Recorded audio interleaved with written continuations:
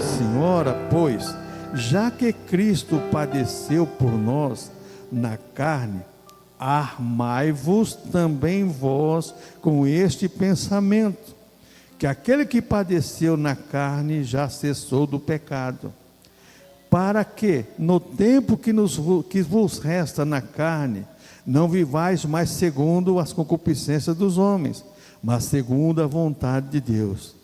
Porque é bastante que no tempo passado da vida, fizéssemos a vontade dos gentios, andando em dissoluções, concupiscências, borracheiras, glutonarias, bebedices e abomináveis idolatrias. E acham-se estranhos não corredes com eles no mesmo desenfreamento e dissolução, blasfemando de vós, os quais hão de dar conta ao que está preparado para julgar os vivos e os mortos. Porque por isto foi pregado o evangelho também aos mortos, para que na verdade fossem julgados segundo os homens na carne, mas vivessem segundo Deus em espírito. Pai Santo, muito obrigado pela tua palavra, nos ensina através do teu Espírito Santo, Pai, é que eu te peço em nome do Senhor Jesus Cristo, amém. Irmãos, tem alguns estudiosos, e principalmente no século 17, eles diziam que as cartas, as epístolas petrinas, são as doutrinas fundamentais da igreja. E é interessante quando você começa a pensar e estudar as epístolas petrinas, como é chamado, você vai encontrar ensinamentos profundos. E muitas pessoas não gostam de pregar sobre as epístolas de Pedro por causa do ensinamento que é profundo. E fala coisas veraz ao nosso respeito, mas o ser humano não gosta que você confronte a tese dele, né? Você confrontar uma tese, você arruma um inimigo. Se você concordar com a tese, você tem um amigo. Então as cartas petrinas, elas nos confrontam. E é interessante você pensar numa coisa. O apóstolo Pedro teve uma escola profunda, tanto com o Senhor Jesus Cristo, como na vida secular. Pedro sofreu as consequências. Pedro era ousado. Lembra que ele confessou que Jesus era o Filho de Deus, e Jesus falou assim, verdade Pedro, não fosse vós que revelasse, mas meu Pai que está no céu. Daí a pouco Jesus está expulsando o demônio dele. Senhor, o Senhor não vai para Jerusalém para morrer não, o Senhor não vai fazer isso não. E Pedro, Jesus queria ir para Jerusalém, para morrer com Jesus. Jesus falou assim, Pedro, nas minhas palavras, menos Pedro, menos, você não está com essa bola toda não, vamos mais devagar. E chegou na hora, Jesus falou assim, olha, Satanás pediu para você não andar, mas eu roguei ao Pai. Olha, vocês vão me trair, você vai me trair, Pedro. Antes que o galo cante, vai me negar 3 vezes. E ele baixão, não, Senhor, eu não. Negou Jesus e se arrependeu amargamente. Então Pedro teve escola tanto do Senhor Jesus Cristo, como na sua própria vida particular. O mundo muitas vezes é uma escola para as pessoas, como no caso de Pedro. Pedro sofreu as consequências exatamente por causa disso. Então nós aprendemos muito nessa epístola aqui. E com a ajuda de Deus, irmãos, eu quero compartilhar com os irmãos esta noite sobre um título bastante importante.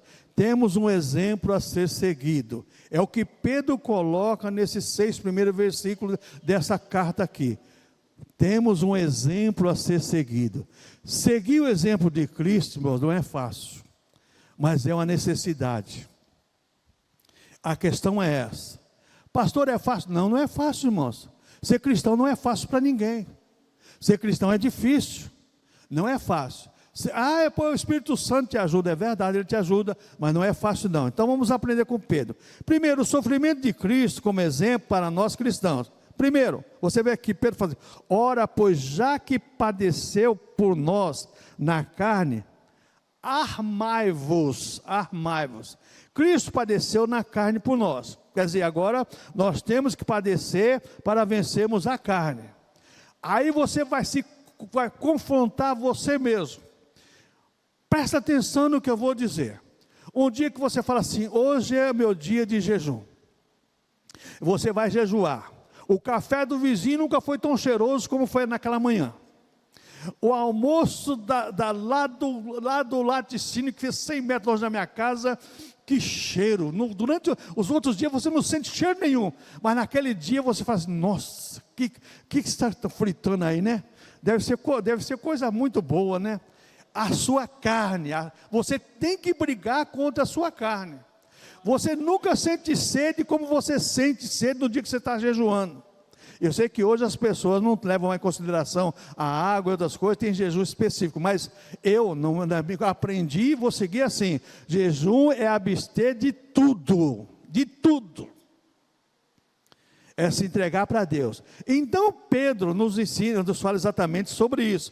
E agora nós aprendemos uma coisa aqui: nossa arma e nosso pensamento está no sacrifício de Cristo. Porque quando Pedro diz assim, ó, armai-vos também vós com esse pensamento. Qual foi o pensamento de Cristo?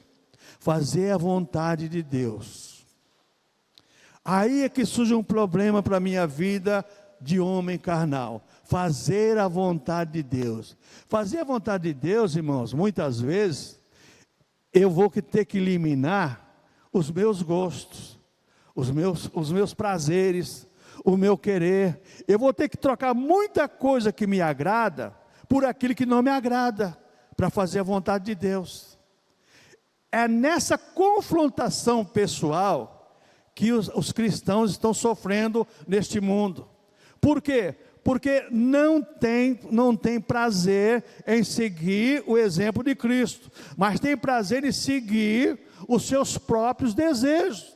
E Paulo, escrevendo a sua carta aos Gálatas, no capítulo 5, ele fala dessa guerra, dessa batalha da carne e do Espírito. Ele fala que a carne milita com o Espírito e o Espírito briga contra a carne, porque os dois são opostos. E essa oposição é que gera no cristão um conflito. Mas será que eu preciso fazer tudo isso? Irmãos, você não precisa fazer nada, você só tem que seguir as normas, nada mais disso do que isso. Então, quando eliminamos a nossa carne, aí nós vencemos o pecado. Jesus venceu o pecado por quê, irmãos? Porque ele nasceu num corpo de carne, sem pecado, e não deixou o pecado entrar no corpo dele. O cristão é alguém batizado com o Espírito Santo para a salvação, e ele já tem na sua mente autoridade para vencer o pecado. Paulo, escrevendo os Romanos capítulo 6, deixa bem claro isso: o pecado não tem domínio sobre vós. Mas se eu não matar os meus desejos, o pecado vai me dominar sim, e eu não vou fazer o que Cristo quer, eu vou fazer o que a minha carne quer. Vocês estão entendendo o que Pedro está dizendo? É difícil, mas não é impossível. Nós fazemos o desejo do Senhor. De que maneira? Armai-vos com o mesmo pensamento. Qual foi o pensamento de Cristo? Quando os discípulos falaram, se alguém tinha trazido comida para Jesus, falou assim: uma comida tem para comer, fazer a vontade do meu Pai. Se nós formos convidados para um churrasco, dificilmente vamos dizer não. Mas se formos convidados para um jejum, raramente vamos dizer sim. Por que isso, irmãos? Por causa do corpo do pecado, por causa da carne que milita contra o Espírito Santo. Então, qual é a ação dos que cristãos devem tomar? Amem-se com o mesmo pensamento de Cristo. Assim como Cristo veio voluntariamente a este mundo e morrer por nós, dizer, como ele disse na cruz do Calvário, está consumado a obra que me deixa fazer.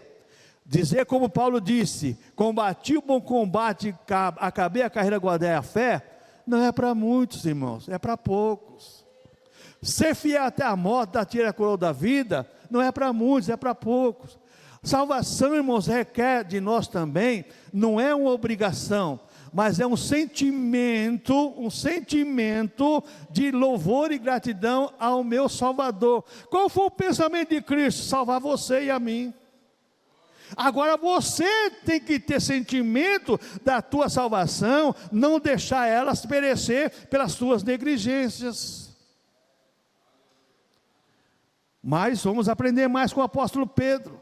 A identidade cristã é a renúncia do pecado. De que maneira eu me identifico a este mundo?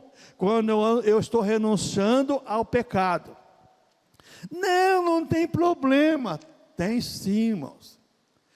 A Bíblia nos fala, o sábio Salomão diz, lá em Eclesiastes capítulo 10, assim como a mosca morta inutiliza o unguento do perfumador, uma mosca inutilizar o perfume. Para nós, a mosca caiu lá dentro, você joga a mosca fora e vai usar o perfume. Agora, para quem fabrica o perfume, estragou o perfume. As pequenas coisas fazem diferença naquele que tem conhecimento.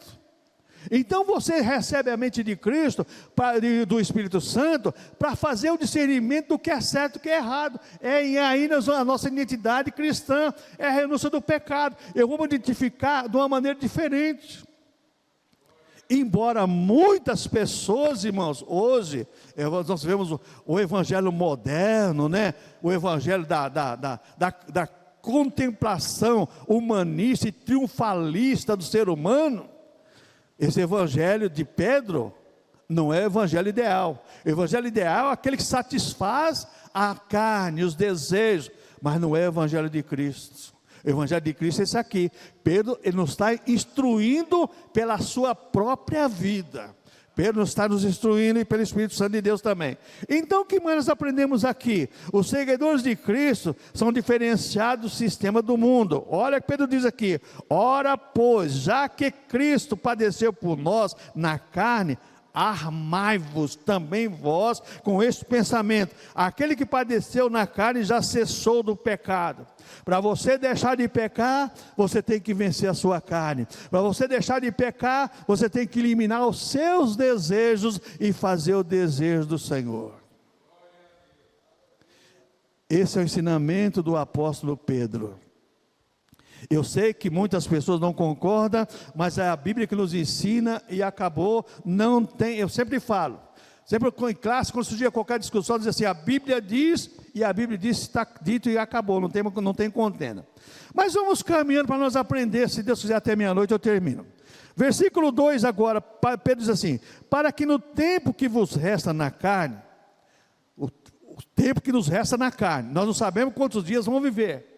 Se eu soubesse que eu vou morrer amanhã, hoje, meu amigo, eu estava 24 horas de joelho, ia morrer de joelho, né? Mas graças a Deus não sei, então por isso tenho que ficar precavido, atento, né? Pedro diz, para que no tempo que vos resta na carne, não vivais mais segundo a concupiscência dos homens, mas segundo a vontade de Deus. Quer dizer, Pedro está falando assim, ó, vocês que vivem na carne, mas vocês não vão viver segundo a concupiscência dos homens, vocês vão viver segundo a vontade de Deus. O que eu aprendo isso aqui? Não vivendo conforme as paixões humanas, concupiscência paixões. Irmãos, vamos usar o exemplo do futebol. O futebol, um exemplo. O torcedor de futebol tem uma paixão tremenda pelo seu clube de coração. Ele já sai de casa cantando, gritando, aquela coisa toda, e vai lá, às vezes o time perde, e ele volta, né, desanimado, mas o cristão é alguém que não pode ter as paixões do mundo, mas ele tem que ter uma paixão pela sua salvação e pelo Senhor da sua alma. Então, vivemos na carne do pecado, mas não no domínio do pecado. As pessoas que vivem o domínio do pecado, elas estão fazendo a vontade dos homens. A vontade de Deus é contrária. A vontade de Deus, qual é a vontade de Deus? A vossa salvação. E de que maneira você é salvo? Ser fiel até a morte, ser perseverante, ser insistente. Como eu sempre falo, eu sou teimoso. Eu cheguei até aqui e se Deus quiser eu vou até o fim. Nem que for gatinhando, mas eu chego lá. Tem que ser teimoso. Então vivemos na carne do pecado, mas não no domínio do pecado. Essa carne tem desejo? Tem, mas eu não vou dar razão para ela, eu vou trabalhar contra ela. Porque se você der razão para a sua carne, irmãos, Dr. Lloyd Jones usava uma expressão, e eu gostava muito daquela expressão, assim, ó, você não conhece o furacão que tem dentro de você, o vulcão que está prestes a explodir. O velho homem está lá adormecido, não está morto não. Ele está adormecido. É que nem vulcão quando está adormecido. Qualquer hora você vê na Itália, lá tem um vulcão lá que de vez em quando volta lá a soltar lava, aquela coisa toda lá. Quando está normal, o pessoal vai lá passear, tirar foto, aquela coisa toda, né? Mas quando o bicho começa a jogar fogo lá para todo lado lá, o que as pessoas fazem? A mesma coisa somos nós, irmãos. Quando a sua carne quiser dominar você, não deixa a sua carne dominar, não. Trabalhe contra ela, e se você não tiver força, clame ao Senhor Jesus Cristo. Clama a mim, responder-te-ei. Você vai clamar ao Senhor, eles vinde a mim, todos vão estar cansados e oprimidos, e eu vos aliviarei. Opressão não é só do diabo, não. A tua carne pode te deixar você deprimido, e você também sendo possesso pelo poder da carne. Quanta gente é possessa pelo poder da carne, faz coisas terríveis. Você vê o que acontece no mundo aí. Então Pedro nos ensina mais uma coisa, quer dizer, vivais quer dizer conduzir nossa vida nos padrões das Escrituras. Pedro diz, para que no tempo que vos resta na carne, não vivais. Olha, você tem que viver, você tem que ser conduzido, de que maneira? Pelos padrões das Escrituras Sagradas. Porque muitas pessoas, irmãos, homens e mulheres de Deus, que recebem dons de Deus maravilhosos, com o dom de profecia e revelação cai? Porque não tem conhecimento da palavra e não quer aprender a palavra. Recebe um dom, aquele dom ela acha que é a ISO 9000 do céu, já está carimbada a salvação. E não é assim não. Muitos recebem dons e vai chegar um dia, Senhor, mas teu nome profetizei, falei línguas estranhas, expulsei demônio, não vos conheço. Apartai-vos de mim, maldito. Muitos homens e mulheres de Deus recebem dom de Deus, mas não querem aprender. E Pedro, você vai encontrar lá em 2 Pedro, ele falou sobre isso. Mas antes, crescei na graça e no conhecimento de nosso Senhor Jesus Cristo. Equilíbrio, tanto na vertical como no horizontal. Você crescer no conhecimento, crescer na graça. Eu sempre falo, cresce muito na graça, fica engraçado. Cresce muito no conhecimento, vira demagogo. Cheio de si, cheio de razão. E não é desse jeito, irmãos, é equilíbrio. Então Pedro nos ensina, vivais quer dizer conduzir nossa vida nos padrões das Escrituras Sagradas. A Bíblia diz disso e está dito para mim, e a minha carne tem que aceitar, porque é Deus que falou. O que mais eu aprendo aqui nesse versículo 2? Para os cristãos, os costumes do mundo não têm influência em sua vida. Pedro está dizendo assim, para que no tempo que vos resta na carne, não vivais, mas segundo as concupiscências dos homens, mas segundo a vontade de Deus. Quer dizer o seguinte, para o cristão, os costumes do mundo não têm influência na sua vida. Não é porque as pessoas, hoje é sexta-feira, é dia de tomar uma cervejinha. Não, o cristão não é desse jeito. Hoje é sexta-feira, é igual ao sábado, é igual ao domingo, então domingo é especial, dia do Senhor. Então, os nossos costumes são diferentes. Os costumes dos cristãos são diferentes. Mas hoje, irmãos, infelizmente, já existe aí, né? As baladas gospel aí, da cerveja sem álcool e tantas coisas mais que existe aí. Isso aí não é de Deus, irmãos. Isso não é de Deus, é um outro evangelho. É o evangelho falsificado. É o evangelho que Paulo falou lá aos Gálatas, vocês estão dando razão a um outro evangelho e não ao evangelho de Cristo. O Evangelho de Cristo cobra do ser humano uma posição diferenciada do sistema que rege o mundo. Que mais eu aprendo esse versículo 2? Os cristãos buscam a vontade de Deus e não a dos homens. Olha que Pedro fala aqui, para que no tempo que vos resta na carne não vivais mais segundo as concupiscências dos homens, mas segundo a vontade de Deus. Eu vou viver segundo a vontade de Deus, segundo o padrão de Deus, pelas palavras que o Senhor nos deu através da sua Santa Escritura. A Aline Barros gravou um hino há muito tempo, e ela disse que a tua palavra escondi, guardada no meu coração, para não pecar contra ti, a tua palavra escondi. Quando você tem a palavra de Deus escondida no teu coração, na tua mente, você não vai dar razão à sua carne. você vai conseguir vencer a sua carne. Mas se você não tiver a palavra de Deus exercendo influência na tua mente, você vai sofrer as consequências. Eu já contei para os irmãos, vou contar de novo. Eu trabalhei na firma que tinha um irmão Manuel. Irmão Manuel, gostava, a turma dele acompanhava a nossa turma.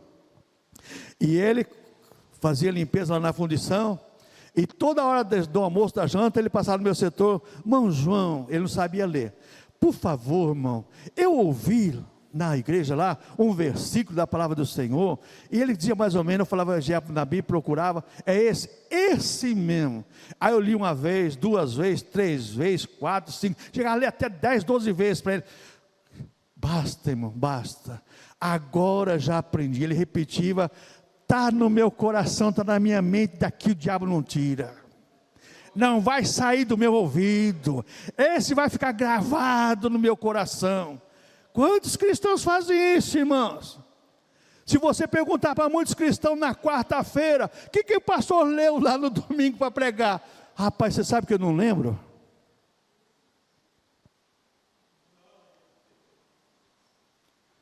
Amém, irmãos? É difícil, hein? Mas é o que Pedro ensina. É o que Pedro ensina. É fazer o que, irmãos? Nós temos que confrontar nós mesmos. Não é alguém te confrontar, é você confrontar você mesmo. Mas vamos continuar aqui. Então os cristãos não buscam a vontade do mundo, mas sim a vontade de Deus. Não buscam a vontade dos homens, mas a vontade de Deus. Senhor, cumpra em mim o teu querer, como disse Maria, quando o anjo falou para ela a respeito de Jesus. Agora o versículo 3. Irmãos, presta atenção nesse versículo 3. Porque é bastante que, no tempo passado da vida, fizéssemos a vontade dos gentios, andando em soluções, concupiscências, borracheiras, glutonarias, bebedices e abomináveis idolatrias. A velha vida e as suas tradições. Qual é a família que tem uma tradição que não é cristã? Toda família tem, a não ser aquela que nasce num lar evangélico bem estruturado, mas do contrário, todas têm tradições. Aí você vai ver, Pedro está dizendo assim, ó, Pedro traz à memória dos cristãos a vida anterior em contraste com a nova vida, aquilo que você era e o que você é agora, o que você vivia e o que você deve viver. Aí você vai encontrar nesse versículo 3 aqui, algumas palavras que parecem ser intercambiáveis, mas no original não é. No original não é. Andando em soluções, quer dizer, viver em devassidão, não ter controle do pecado. Andando de soluções. Pedro deixa bem claro aqui, olha. Andando de soluções, fazendo a vontade dos gentios, né? Você andando de soluções, fazia o que os outros queriam que você fizesse. O que acontece hoje com muitas pessoas, irmãos, é que as pessoas viviam fazendo a vontade das pessoas e querem continuar fazendo a vontade das pessoas. E o cristão é diferente, ele deixa de fazer a vontade dos outros para fazer a vontade de Deus. Então, o que é essa palavra concupiscência? Essa palavra concupiscência no original quer dizer luxúria ou desejo perverso. Para o mundo, irmãos, a luxúria e o desejo perverso é normal. Para o cristão é pecado. É pecado. Mas infelizmente, irmãos, nós vivemos uma época em que você vê os escândalos acontecendo aí. E escândalo e mais escândalo por causa disso daqui. Porque as pessoas não trazem a memória que ela era e o que ela é hoje. Então ela tem a concupiscência, essa luxúria, esse desejo perverso dentro dela, que consegue dominar a sua carne e ela vai agir de acordo com o querer da carne.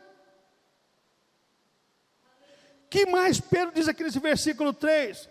Borracheiras. O que é borracheiras? Olha aqui, andando em soluções, concupiscências, borracheiras. O que é borracheira?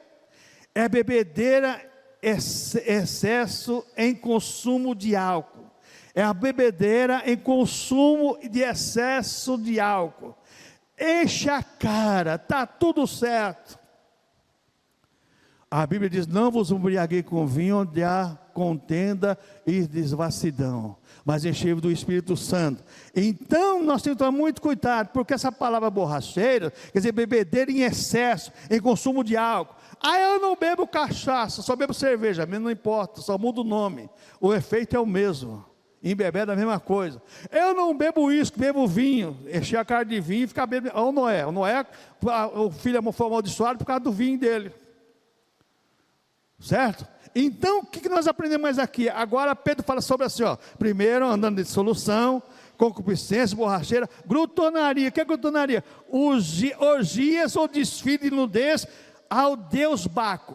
Porque Pedro está dizendo aqui que essas pessoas que vivem na borracheira, excesso de álcool, elas estão fazendo um culto ao Deus Baco, ao Deus do vinho, aquele Deus que seduzia as pessoas a beberem. E é interessante que se você pegar a história disso aqui, você vai ver que lá em Roma, na época, tinha um lugar lá que eles chamavam a vomitadeira. Então as pessoas comiam, bebiam, e iam lá vomitar para voltar a comer de novo. Oferenda ao Deus Baco. É o que Pedro está dizendo. Nós somos diferentes. Nós não agimos dessa maneira. Deus já transformou nossas vidas. Nós não precisamos mais beber. Nós não precisamos mais fazer esse tipo de culto. Porque para Pedro isso aqui é um culto. E é verdade. É um culto ao Deus Baco, ao Deus do vinho. Que mais eu aprendo aqui agora? Agora Pedro fala bebedices. O que seria que significa bebedice? Glutonaria, se bebedice não é a mesma coisa que borracheira? Não. Bebedice quer dizer o seguinte, irmãos: veja bem, farras, festas que não se bebe em excesso, mas é uma farra. Vamos fazer uma balada aí. Não tem. É a bebedice. As pessoas bebem só para fazer o que não deve fazer.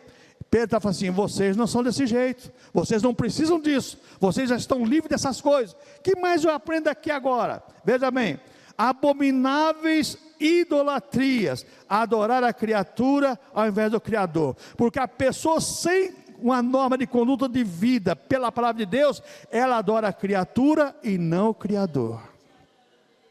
E isso é o maior pecado que as pessoas fazem contra o Criador: adoração negligenciada, adoração contrária aos princípios da palavra do Senhor nosso Deus. Então, amados irmãos, nós vemos aqui algumas coisas muito importantes para nós. Pedro apresenta o viver do mundo e os cristãos fora dessa sociedade. É o que ele está dizendo aqui: apresenta os viver do mundo, mas o cristão está fora dessa sociedade. Eu sempre falo, nós vivemos no mundo, mas não convivemos com o mundo. O mundo não pode seduzir a minha pessoa a conviver com o sistema. Porque se eu conviver com o sistema, eu estou fora dos princípios cristãos. E como é difícil, irmãos. Você sabe aquele chefe que fala para você, faz assim, vai desse jeito. Contra os princípios, né? Se alguém telefonar, fala que eu não estou. Então me tira daqui, porque se eu telefonar chamando você, e eu estiver aqui atendendo o telefone, eu vou dizer: você está. Então me tira daqui. Mas muitos, não tem que aceitar a palavra do chefe. Irmãos, Pedro está dizendo que não. Então, nós temos que tomar muito cuidado com essas questões. O que mais eu aprendo aqui agora, nessa primeira carta de Pedro, versículo 4 agora? Versículo 4 diz assim: e acham estranho não corredes com eles no mesmo desenfreamento de dissolução, blasfemando de vós. Meu irmão, isso aqui é pesado demais. Por que falam tanto contra os cristãos? Porque você está na contramão deles. Você está na contramão deles. Os cristãos são mal falados para as pessoas que não são cristãs, porque você está na contramão contra eles. A vida dos verdadeiros cristãos, ela incrimina o viver do mundo. A sua vida de retidão, ela incrimina as pessoas. O que a vida de João Batista fazia contra o rei Herodes? Incriminava o rei Herodes, e a pregação de João Batista foi bem clara: você está fazendo uma coisa que é errada. A sua vida de retidão, quando você fala assim, ó, eu não vou fazer tal coisa, não vou participar de tal coisa, os seus colegas de trabalho vão dizer para você assim: você não faz parte da equipe? Eu faço parte da equipe, mas não vou fazer tal coisa. Isso é prejudicial à minha saúde mental. Eu não posso incriminar a mim mesmo por um convívio de grupo, porque você está se contaminando a si mesmo. Por quê? Por um convívio de grupo. Não, mas isso aqui não tem problema não, todo mundo faz. Todo mundo faz, mas eu não vou fazer. Então, a vida dos verdadeiros cristãos incrimina o viver do mundo. Por quê? Acham estranho não concordarmos com eles. Olha que Pedro fala assim: acham estranho não correres com eles. Mas você antigamente, principalmente aquelas pessoas que se convertem, aí tem os amigos, os colegas, né? Mas você, rapaz, era o cara que fazia isso, fazia aquilo, e agora você virou as costas para nós. Agora eu virei as costas. Agora eu sou diferente. Mas você, não, agora não. Agora eu sou diferente. O que mais eu aprendo aqui, irmãos? Para os não cristãos, o viver cristão é estranho, não existe mais afinidade. Nossa, você ficou diferente, não tem mais diálogo, não fala mais, não senta mais na rodinha do escarnecedor, você não tem mais comunhão, luz e trevas não combinam, não tem jeito, perdeu, você não pode perder a sua lucidez disso aqui. Então, por causa da conduta dos cristãos, o mundo reage ofendido, porque pela sua conduta, pelo seu modo de viver, ofende eles. Não é você que ofende, mas a sua maneira de ser e proceder é que ofende eles. Por que eles falam tanto dos cristãos? Há poucos dias tinha um endemoniado falando num canal de televisão: esses cristãos só fazem, né? Não vou repetir a palavra que ele falou, não. Eu lembro aqui na Copa de... Quando foi a Copa do Brasil aqui? 14, né? 14? Foi 14. Foi a Copa que tinha mais crente naquela época, só fizeram o quê? Por quê? Jesus. Quer dizer, as pessoas não entendem que o problema todo não foi Jesus e não foi Deus. O problema todo foi o quê? Falta de organização. Por que a Alemanha foi campeã? Estou defendendo aqui não. Veio para a Bahia, construiu sua estalagem lá, construiu casa, campo de treinamento, construiu tudo para eles se prepararem lá. Não pegou o que é dos outros, eles fizeram para eles. Agora as pessoas querem pegar a carona dos outros e querem conquistar. É difícil, hein? É difícil.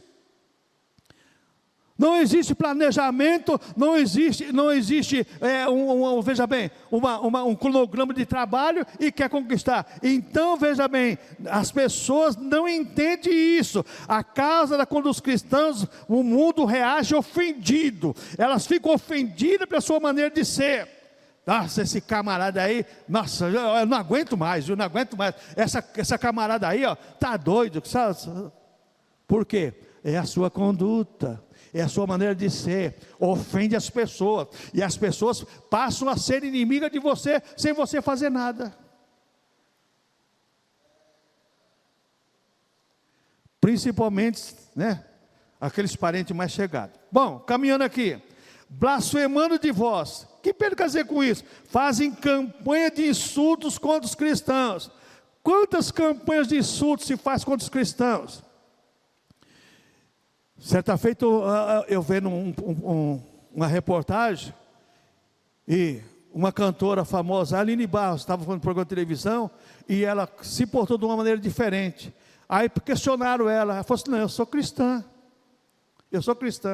Quer dizer, e você vê as indiretas, os ataques diretos. Por que isso, irmãos? Porque a sua maneira de ser e proceder machuca as pessoas. Porque o ser humano sabe, irmãos, quando a Bíblia fala que o homem se torna inesculpável diante de Deus, todo ser humano sabe que ele precisa de Deus, e que ele nasceu de Deus, e que ele vai voltar para Deus ou voltar para o diabo.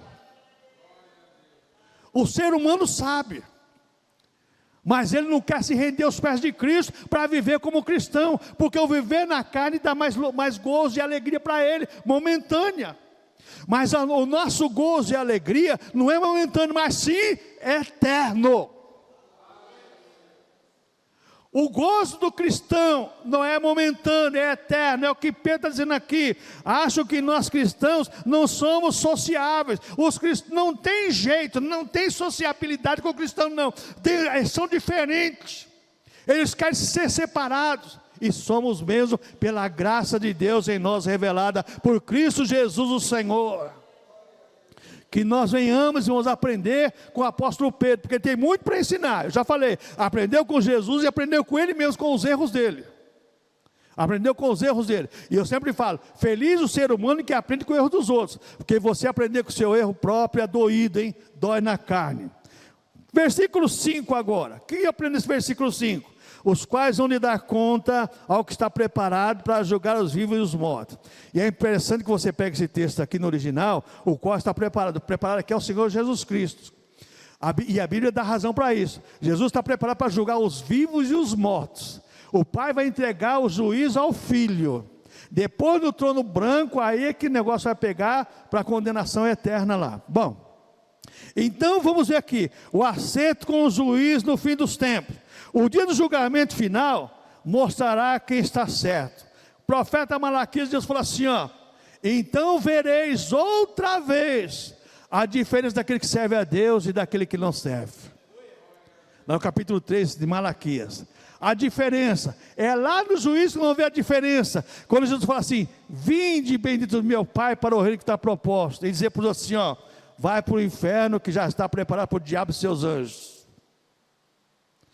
Pastor, mas isso não é mensagem para pregar, é a mensagem do Evangelho. Não é minha não, é do Evangelho. Eu estou pregando o Evangelho, nada mais do que isso. É um alerta para nós cristãos. E então o dia de julgamento mostrará quem está certo. Você está certo pela sua conduta. Não importa o que os outros digam para você não, continua assim. Terão de prestar conta mesmo contra a vontade. Todos eles se dobrarão, ou hoje se dobra por prazer, ou vai se dobrar na marra. E eu vou te falar uma coisa, a pior coisa que tem é você fazer alguma coisa forçado. Vanderlei, paga 30, paga 50, e você tem que fazer 50 flexão de braço, meu amigo, olha, você precisa ser bom, hein? E ainda ficar quietinho ainda. Olha, não é fácil não, fazer alguma coisa na marra não é fácil, irmãos. Mas vão ter que fazer, porque vão estar dentro do justo juiz. Aquele que vê eu e você hoje, sentar à mesa com ele, comer com ele, renovar nossa aliança com ele, é aquele que vai estar no trono do julgamento julgando quem faz a coisa certa e quem faz a coisa errada. Outra coisa, irmãos, nesse versículo 5 eu aprendo, a Bíblia nos ensina que Deus é o Pai, que delega poder ao Filho. Então Deus delegou o poder de Jesus julgar. Por quê? Porque Jesus é o cabeça da igreja, e a igreja é o corpo de Cristo. A igreja está salva em Cristo, para ajudar o Senhor Jesus Cristo no milênio, e nós iremos ver a diferença quem serve a Deus e quem não serve. O que mais eu aprendo nesse versículo 5? A mensagem de Pedro é um alerta a vivos e mortos, passarão pelo julgamento de separação para a eternidade. É um alerta da separação para a eternidade. Aqui vai para o céu e aqui vai para o inferno. Hoje em dia, se você falar as coisas dessa, pastor se ofende a pessoa. Irmãos, a palavra de Deus, se ela não ofender primeiro o pregador, não deve ser pregada. Primeiro tem que ofender o pregador. Mostrar para ele exatamente, oh, rapaz, você precisa se consertar, você precisa viver exatamente o que eu estou te ensinando.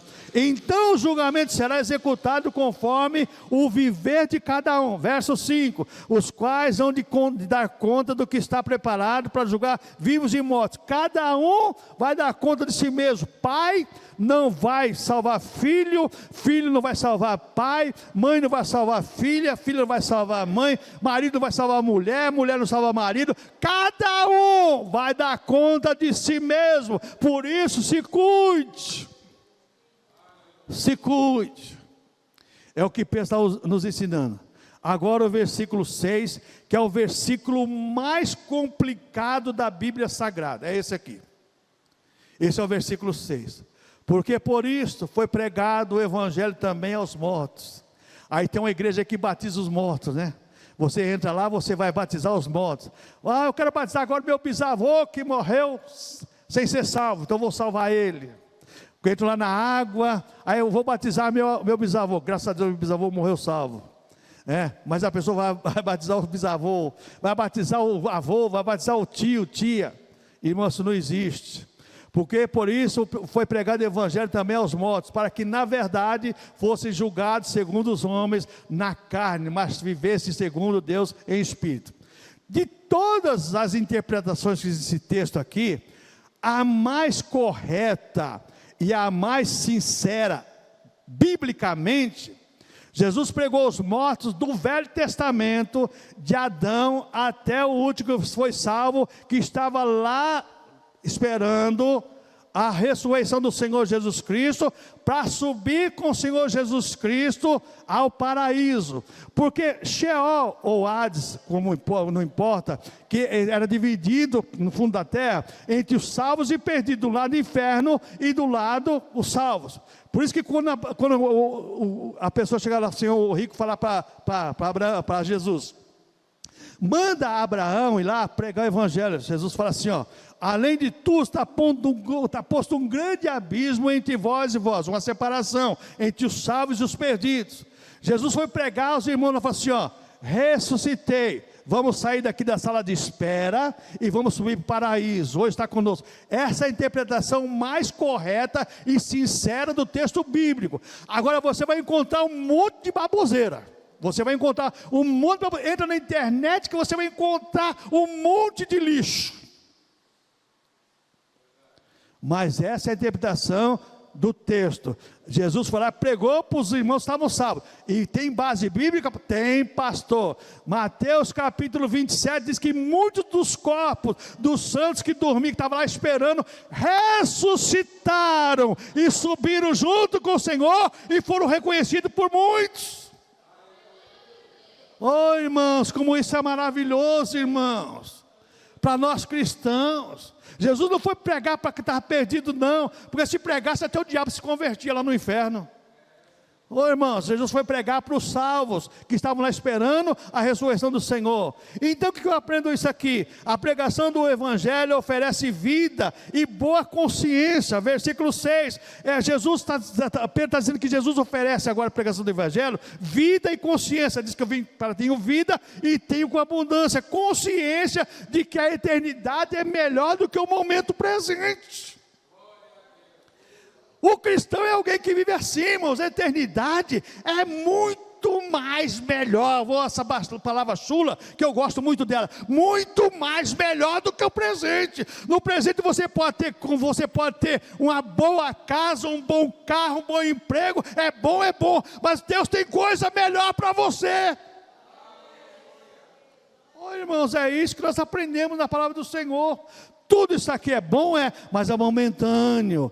Isso aqui se acaba aqui. Mas nós temos uma vida eterna com Deus, preparada por Deus para nós cristãos. Amém, irmãos?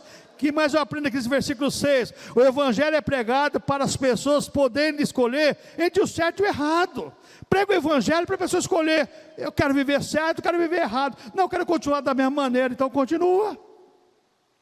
Agora eu quero mudar, então a pessoa tem que mudar, porque ela ouviu a palavra do Senhor. Também os mortos, não existe salvação após a morte. Hebreus 9, 27 diz assim, que a vida é dada ao ser humano, olha, como aos homens está ordenado, morrerem uma só vez, e depois disso o juízo. Deus dá a vida para o homem, morreu, o céu e o inferno. Não existe ressurreição para melhorar, porque se existisse ressurreição para melhorar, o mundo deveria estar bem melhor, né? Porque eu vou te falar uma coisa, em cada dia que passa está pior.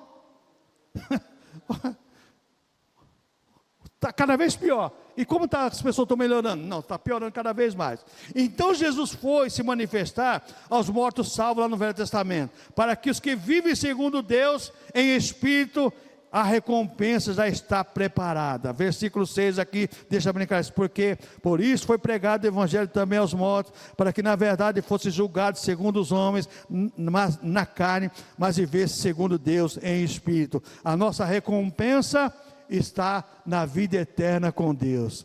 Irmãos, que Deus nos ajude a aprendermos com a palavra do Senhor. Porque hoje vivemos uma época, irmãos, que existem muitas fontes de ensinamentos, mas cuidado. Eu sempre falo cuidado. É por isso que o próprio apóstolo Pedro vai dizer na sua segunda carta, capítulo 3, assim como escreveu o nosso amado irmão Paulo, coisas difíceis de entender para os indoutos e inconstante, que perverte a palavra do Senhor. Que nós venhamos aprender com o apóstolo Pedro. Concluindo, irmãos, o viver cristão aqui agora é a garantia da vida eterna com Deus. Vivo neste mundo, não fazendo a vontade do mundo, mas fazendo a vontade do Senhor. Então a vida eterna está garantida para mim. A vida cristã para muitos não é fácil, mas a recompensa é grandiosa. A vida cristã não é fácil, mas a recompensa, irmãos, vale a pena sofrer. É por isso que nós começamos aqui falando exatamente sobre isso. Nós temos um modelo de sofrimento, foi de Cristo. Nós temos que nos armar também com esse meu sentimento. Eu estou sofrendo nesse mundo, mas eu tenho um galardão a receber na eternidade com o Senhor. Amém, irmãos? Amém. Aleluias. Vamos ficar em pé.